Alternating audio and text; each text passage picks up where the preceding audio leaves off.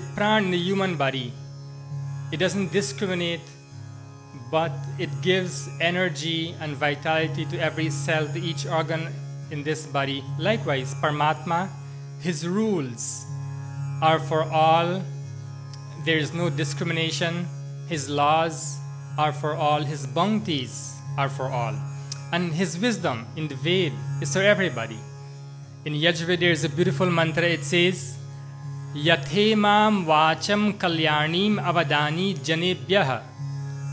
And Paramatma tells us, I have given this knowledge, this beneficial, this kalyan karak vani, Ved vani, this beneficial knowledge of the Ved for the entire humanity. And so it's not for any one person. And so this is the Bhu aspect of Paramatma. Now, the last time I was saying also that the Pran energizes every cell of the body. On the contrary, the other organs, they are focused within their domain. Swa arth me pravrit. And Pran is pararth. Pran supplies to every other organ. Now, when we incorporate this pranic behavior in our life, when we cease looking just at ourselves and we can start taking the perspectives of others, we can start thinking of the needs of others, that's when this aspect of Paramatma starts coming in our life. And so slowly we remove selfishness from our life. And that's why in our system, the rishis encourage people after the student life, brahmacharya ashram, grihastha ashram. And that's where in grihastha ashram, you're no longer focusing on yourself. On the contrary, you have to focus on the next person. You have to think of the needs, of the desires of the other person, of the pains and pleasures of the other person. And it's no longer you only. And later on, when children come in the picture and so on and so forth. And so you're going beyond yourself. And if you really look at the ashram system, later on in the Vanprastha ashram, in the sannyas ashram, where you even go beyond your family and you start having this cosmic vision. You change your perspective. And it's no longer just me or my family or my society. You start to look at the entire universe and you become like Pran Swarup Paramatma, who doesn't discriminate among any species in this universe, whose bounties, whose knowledge is for everybody. And so that's how the Bhu aspect of Paramatma we can bring in our life.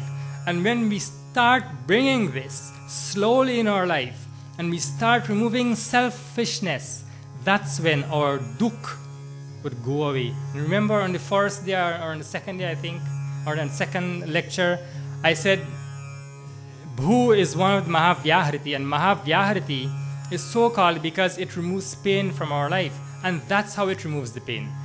You have to understand what the idea is and try and incorporate that idea in our life. In Yajurveda, there's a beautiful mantra, and it says,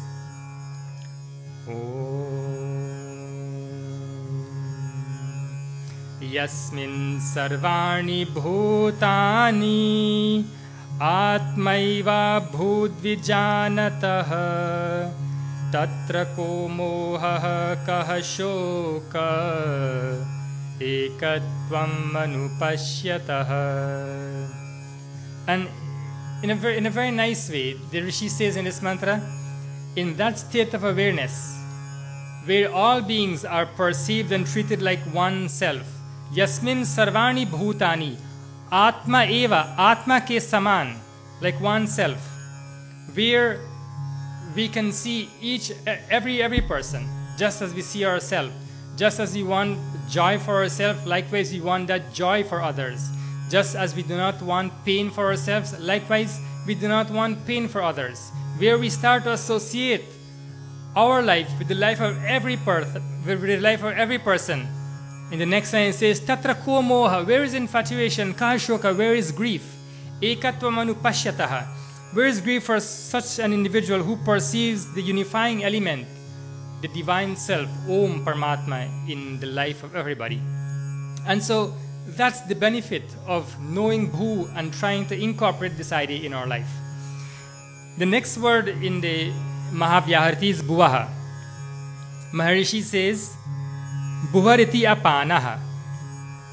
And he says here, Yo mumukshanam muktanam swasevakanam dharmatmanam sarvam dukkam apanayati duri karoti swapano dayalu ishvaro asti. That Paramatma is called apanaha. Paramatma is called Bhuhu because like the apan vayu is the breath we exhale. All the toxins we exhale from our system. When we take in the pran vayu, we are inhaling oxygen. And when we exhale the apan. Apan is all the toxins, all the carbon dioxide. In Ayurveda, the apan vayu also functions from below the navel. And so all the functions of these lower parts of our body, when the apan ear functions well, then there is no problems in the stomach, there is no constipation, and so on and so forth. On the other hand, if the apan vayu doesn't function well, then there is a problem in eliminating waste product from the body. It can create sickness.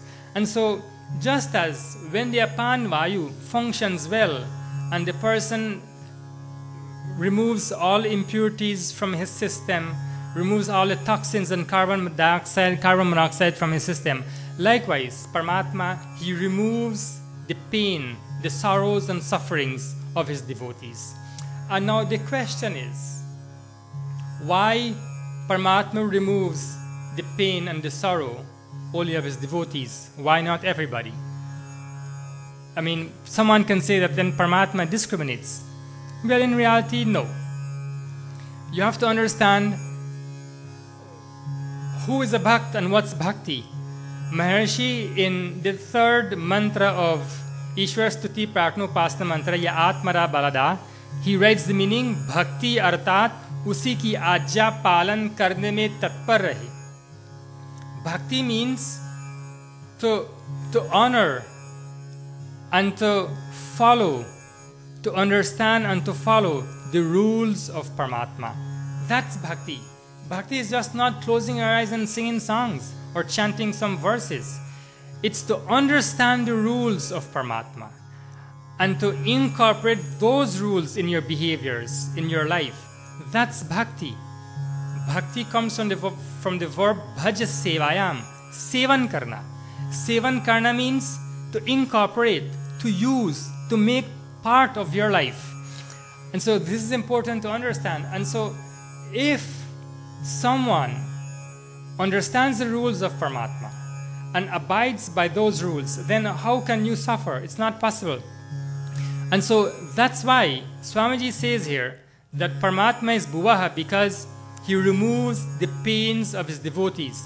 And now someone who do not obey the laws and violates the laws, well, you'll suffer, of course.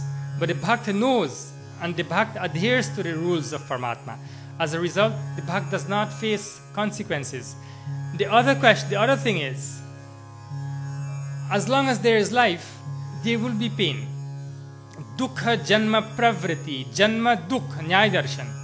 As long as there is birth, there is dukh because sukh and dukh, pain and joy, is cyclical. At one time there is pain, and the next moment there is joy. And so, how do we escape this? Nobody can escape this, not even a bhakt. And so the question is, then how does Paramatma removes the pain? If we do face pain in our life, for whatever reasons, because irrespective of whatever knowledge a person has or how much knowledge you have, all of us are limited in our knowledge. We are alpajya. Paramatma is sarvajya. He knows everything. He's omniscient. We are limited in our knowledge. And because of this limitation, we commit errors. We make mistakes. As a result, we face negative consequences. And so sometimes we face those consequences. We experience pain. And Paramatma, it says here, is Bhuvaha because he removes those pain. Well, we want to understand how he removes those pain. As long as there is life, according to Nyaya Darshan, there is going to be pain. It may be minimal for a devotee compared to someone who does not obey the rules of the divine, but still there is pain. The question is, how do you remove the pain?